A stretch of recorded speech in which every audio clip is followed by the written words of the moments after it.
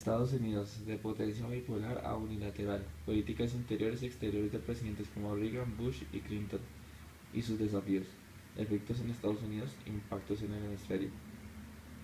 La Guerra Fría comienza como resultado del fin de la Segunda Guerra Mundial y que tomará su fecha de inicio a partir de 1945 y tendrá su final en 1989. Durante este conflicto pasarán numerosos presidentes tanto americanos como de la Unión Soviética. Es propósito de este video presentar las políticas tanto internas como externas de los últimos presidentes americanos a partir de 1980, comenzando con Reagan de enero 20 de 1981 a enero 20 de 1989, luego Bush de 1989 a 1993 y finalmente Clinton del 20 de enero de 1993 al 20 de enero de 2001. Reagan fue un actor en parte antes de la Segunda Guerra Mundial. Fue presidente del Sindicato de Actores de 1947 al 52. Participó de purgas anticomunistas en la época del macartismo, y su talento como comunicador le permitieron ser elegido como gobernador de California en 1966 y 1970. Finalmente fue elegido presidente como candidato del Partido Republicano en 1980, derrotando a Carter. En cuanto a sus políticas externas, durante su presidencia podemos hablar de la intervención que hubo en Afganistán por parte de la Unión Soviética. Esto le dará un nuevo giro en lo referente al dominio político mundial. Se supuso una aparente ofensiva de la Unión Soviética que parecía aprovecharse de la debilidad estadounidense sufrida a raíz de la guerra de Vietnam.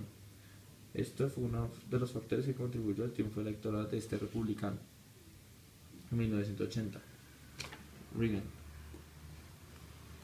Este programa que impulsó él era muy conservador y nacionalista. Se comprometió a combatir con toda energía el imperio del mal, identificando a la Unión Soviética de esta manera y a todos sus aliados, entre los que se incluía, tanto de manera forzada, a nuevos enemigos, como los integrantes islámicos de Irán y de Libia, y los dirigentes nacionalistas del Caribe.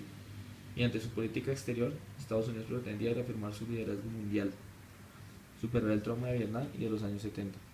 En los años 80 se financió y armó a todo tipo de contraguerrillas, llamadas las contras. Este fue un caso que se dio en Nicaragua, por ejemplo, en donde el presidente Reagan, utilizando fondos obtenidos por la venta de armas al régimen de Irán, que estaba en guerra con Irak, financió a estas guerrillas en Nicaragua. Como podemos ver en la camiseta promocional que tenía, decía: "Paren el comunismo en América Central". Esto supuso uno de los mayores escándalos para Estados Unidos, ya que en una primera medida apoyaba a Irak, pero de cierta medida y por debajo de la mesa le vendía armas a Irán. Reagan, con su trabajo, alcanzó la paz mediante la fuerza. En cierta medida, durante sus dos términos, aumentó los gastos para la defensa en un 35%, pero intentó mejorar las relaciones con la Unión Soviética. En reuniones con el gobernante soviético Mikhail Gorbachev, negoció un tratado el cual eliminaría los misiles nucleares de medio alcance. Reagan le declararía también la guerra al terrorismo internacional, enviando bombarderos a Libia, quien se suponía que estuvo implicada en un asesinato de americanos en un club nocturno de Berlín Occidental.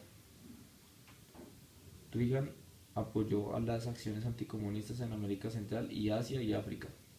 En resumen, los años de Reagan en la presidencia se vieron la restauración de la prosperidad y la meta de la paz, por la que parecía estar dentro del cumplimiento. En cuanto a la política interna de Reagan, cabe destacar el restringir el gasto público, los impuestos y las regulaciones mediante la privatización del sector estatal.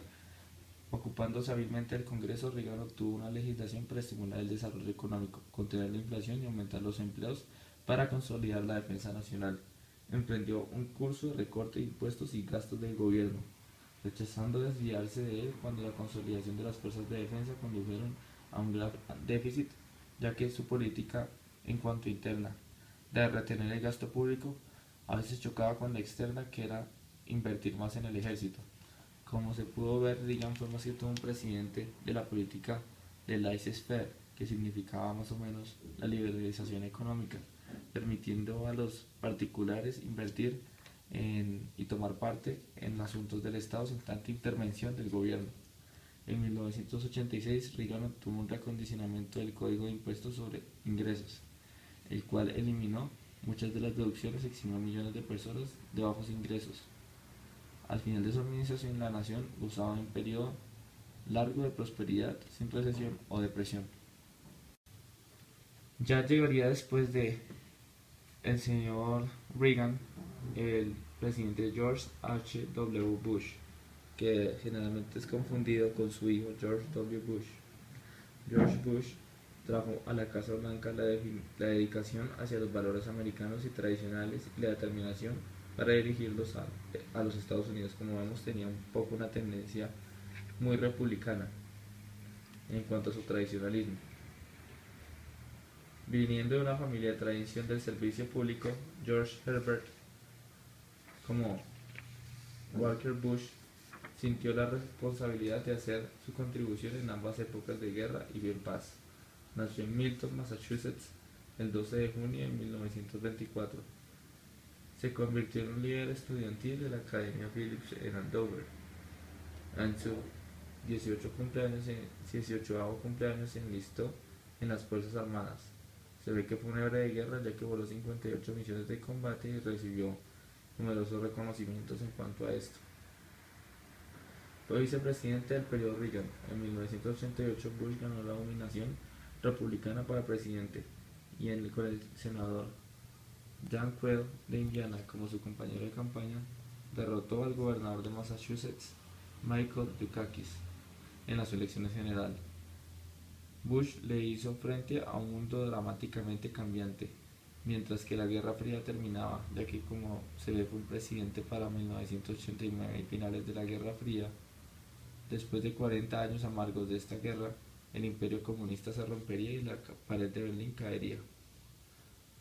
Mientras Bush vitoreaba el curso de la democracia y la victoria de esta sobre los estados soviéticos, la política extranjera se dirigía hacia otras direcciones. El presidente Bush envió tropas americanas a Panamá para derrocar el régimen corrupto de Manuel Noriega, quien amenazaba la seguridad del canal y a los americanos que en él vivían. Noriega fue traído a los Estados Unidos para juicio como traficante de drogas. También Bush, en cuanto a su política externa, veremos que se vino en su gran mayoría cuando el presidente iraquí Saddam Hussein invadió Kuwait. Entonces amenazó con moverse hacia Arabia Saudita. Votando para liberar Kuwait, Bush procuró a las Naciones Unidas, los ciudadanos de los Estados Unidos y el Congreso enviar 425.000 tropas americanas. A ello se le unieron 118.000 tropas de respaldo de las naciones aliadas. Después de semanas de bombardeos de misiles, la batalla terrenal, que duró 100 horas, doblegó al ejército de 1.000.000 de hombres de Irak, encaminados a lo que se conocería como la tormenta del desierto. Pero sin embargo, Bush no podría contener el descontento del país por una economía en vacilamiento, una violencia rampante en los centros urbanos y un continuo gasto de déficit alto. En 1992 perdería la postulación para la reelección frente al demócrata William Clinton. William J. Clinton, a los 46 años, sería el hombre más joven en ser elegido presidente desde John F. Kennedy. Llegó a la Casa Blanca prometiendo terminar con la era de la deriva y el estancamiento, y para comenzar una nueva temporada de renovación americana. Esto debido al anterior gobierno de George H. W. Bush, quien habría dejado el país en un déficit muy amplio.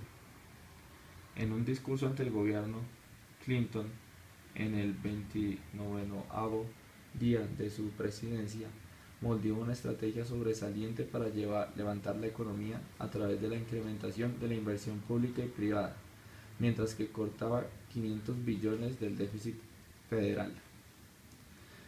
En cuanto a su política exterior, el presidente Clinton trabajó para mejorar el sistema educativo y de salud en los países americanos.